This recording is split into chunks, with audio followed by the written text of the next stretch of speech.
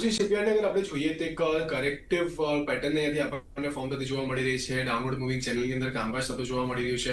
તો ક્યાંક ને ક્યાંક ડેફિનેટલી જે રીતના અત્યારે આપણને ફોર્મેશન્સ બનતી જોવા મળી રહી છે એ રીતના લાગી રહ્યું છે કે ક્યાંક ને ક્યાંક ઉપરની સાઈડ પર 1530 ની આસપાસના લેવલે એક ઇમ્પોર્ટન્ટ હાર્ડલની જેમ કામ કરતા જોવા મળી શકે છે.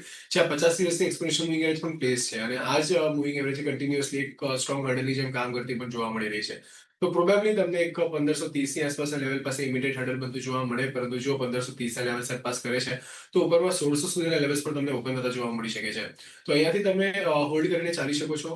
સ્ટોપ લોસ તમે એક સ્ટ્રિક્ટ મેન્ટેન કરો. ક્લોઝિંગ બે સ્ટોપ લોસ 1430 નો. જો 1430 ની નીચે ક્લોઝિંગ આપે તો ત્યાં તમને એક્ઝિટ લઈ લેવાની સલાહ રહેશે. ફર્સ્ટ ટાર્ગેટ 1530 નો અને સેકન્ડ ટાર્ગેટ 1600 નો. આ રીતે બે ટાર્ગેટ ધ્યાનમાં રાખીને તમે કોચિંગ શિપયાર્ડને હોલ્ડ કરી શકો છો.